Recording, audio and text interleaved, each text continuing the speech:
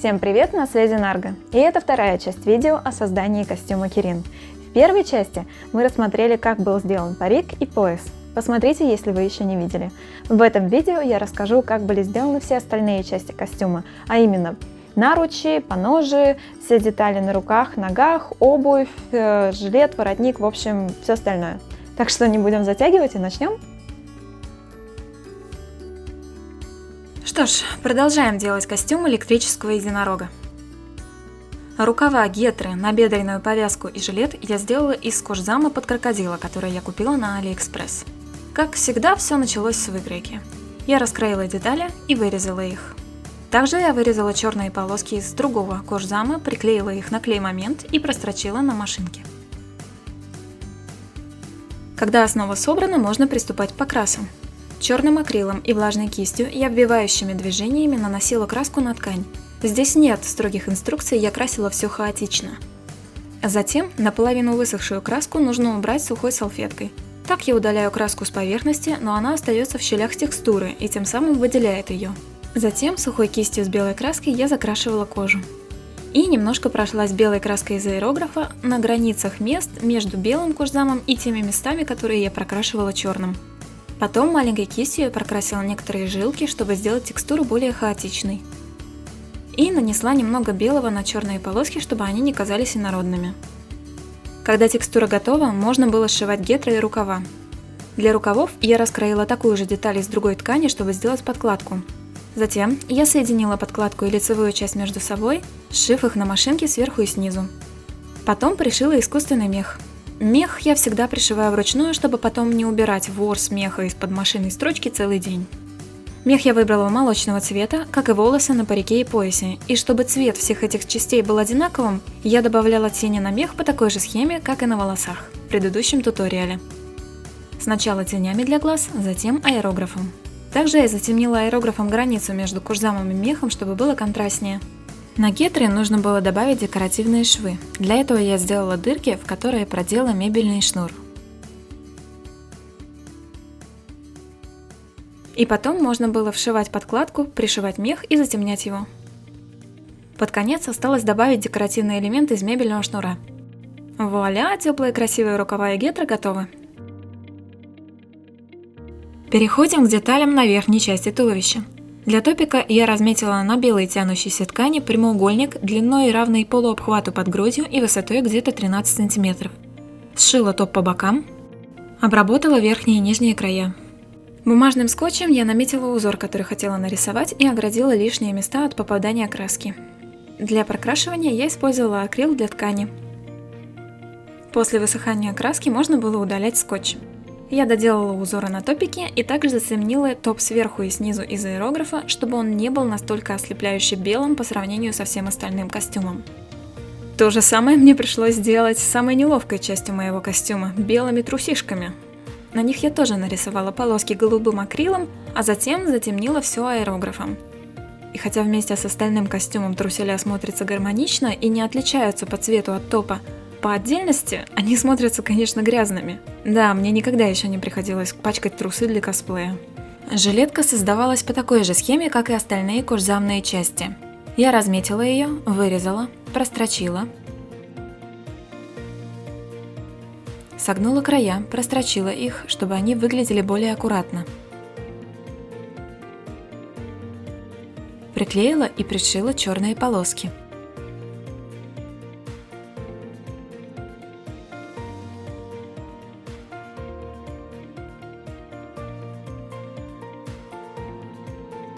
Далее создание текстуры, но вы уже знаете, как ее делать. Сначала черная краска влажной кистью, затем убираем лишнюю краску,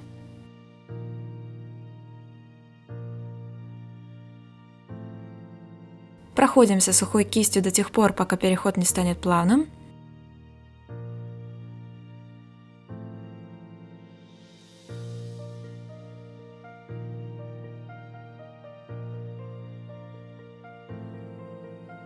Добавить белые и черные прожилки по вкусу. Сбоку я сделала дырочки для шнура, аналогичные тем, что я сделала на гетрах. Просунула шнур для имитации завязки.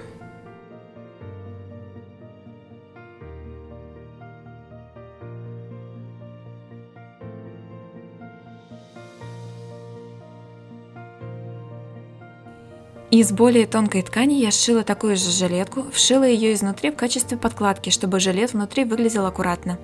Затем на край плеча я пришила красный шнур.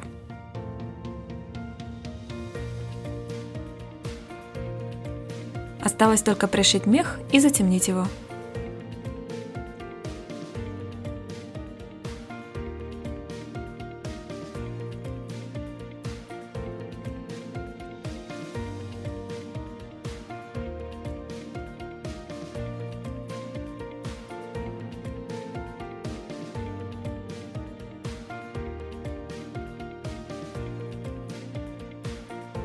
Переходим к воротнику.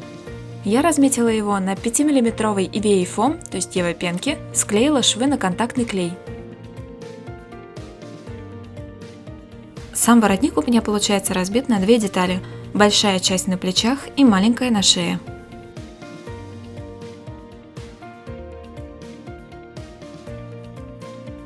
Потом я нагрела получившуюся деталь строительным феном и сгибала ее до тех пор, пока ее форма не стала плавной.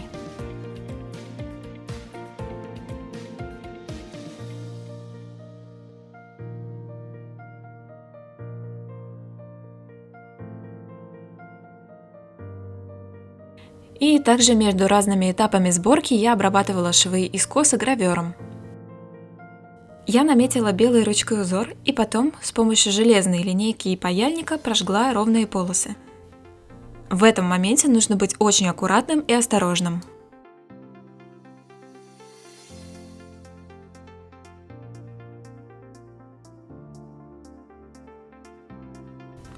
То же самое я сделала с маленькой деталью на шее. Затем я соединила большую и маленькую часть воротника. После сборки я также придала форму всему воротнику с помощью фена.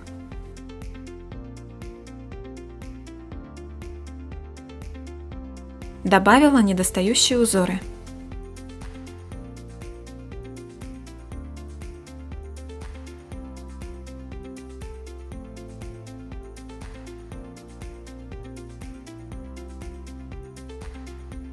Загравировала швы.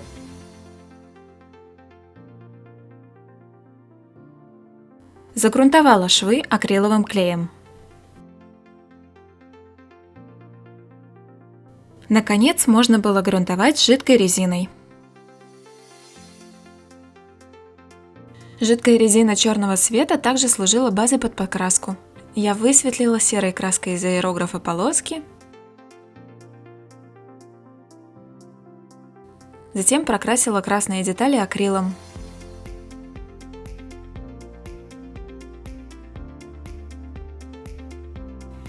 И снова затемнила аэрографом.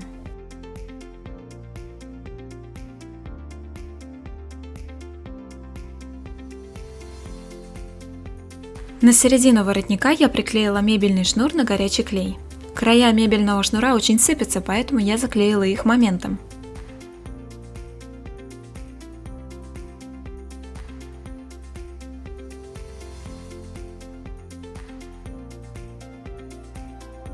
После этого я покрыла воротник сатиновым лаком. На горячий клей я приклеила полоски меха по краям воротника.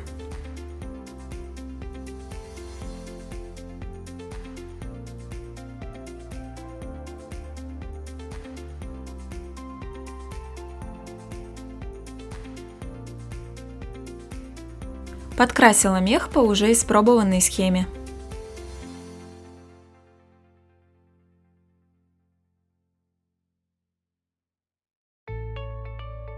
Сам воротник прикрепляется к жилету на 3 липучки, 2 по бокам и 1 на спине. К жилету я липучки пришила на машинке, к EVA пенке приклеила на контактный клей.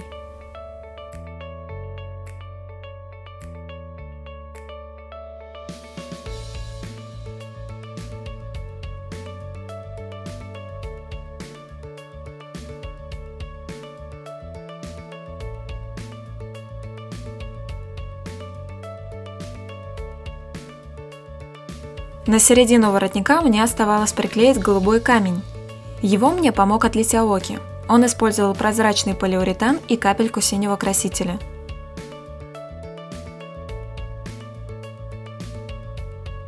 Пока полиуретан не окончательно схватился, можно было слегка подрезать края камешка и немного зашкурить его, чтобы поправить форму. Чтобы отлитые камни отражали свет и были яркими, мы обычно приклеиваем к задней стороне камней фольгу на секундный клей. Затем нужно было покрыть камешек глянцевым лаком.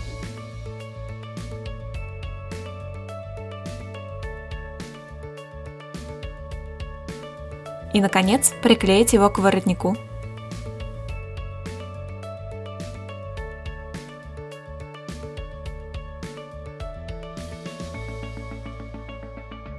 На белую, проклеенную дублерином ткань я наклеила узоры из красного кожзама в виде ряда прямоугольников.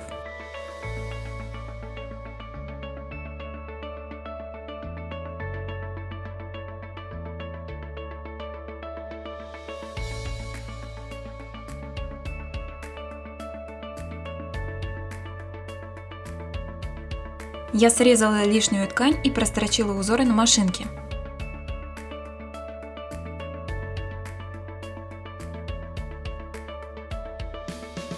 Прокрасила все аэрографом. Получившийся декоративный элемент я наклеила на край воротника.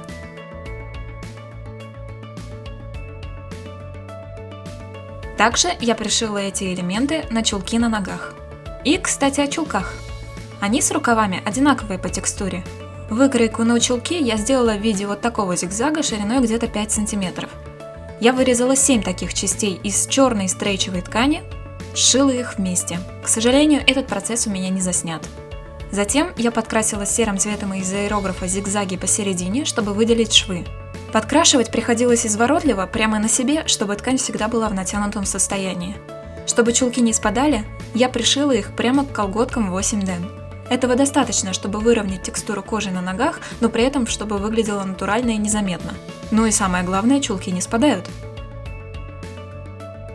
Рукава я сначала хотела сделать по такой же схеме, что и чулки, но они почти не видны между наручами и красным браслетом, поэтому я их сделала проще. Сначала я вырезала 2 прямоугольника, как на обычный короткий рукав. Сшила их вместе. Затем каждый прямоугольник сложила посередине и прострочила на машинке еще раз. И затем еще раз, также с каждым сегментом. Таким образом, у меня вместо 2 швов на рукавах получилось 8. Что еще осталось? Детали на руках и ногах я делала одновременно по одному и тому же принципу, поэтому мне их сложно разделить, и я покажу сразу все вместе. На руки я разметила 2 красных браслета из 3-мм Ева пенки, на ноги узкие полоски из нее же. Грунтовала я их автомобильной резиной, красила как вручную, так и аэрографом, в общем, так же, как и весь остальной костюм.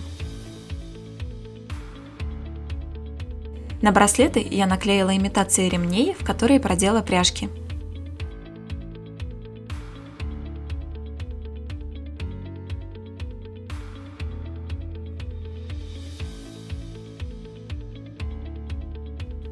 Все детали застегиваются на липучку, которую я приклеила на контактный клей.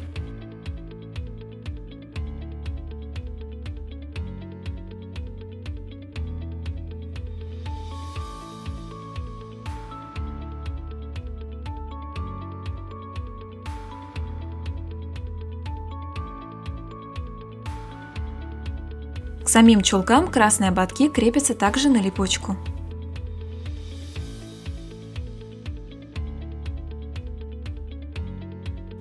Для обуви я сделала простые накладки.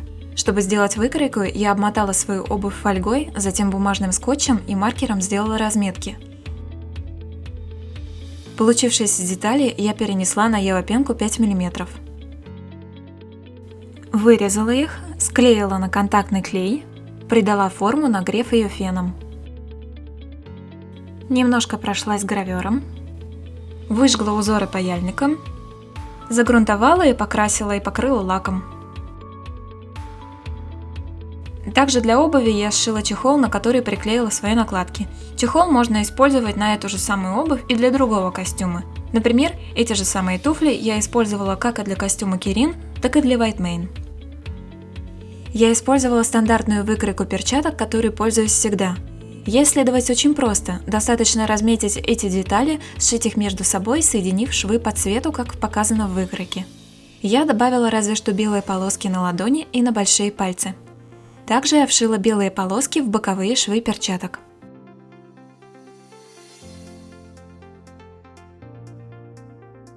И вот какие перчатки у меня получились. По-моему, я успела рассказать про весь костюм, и вот результат.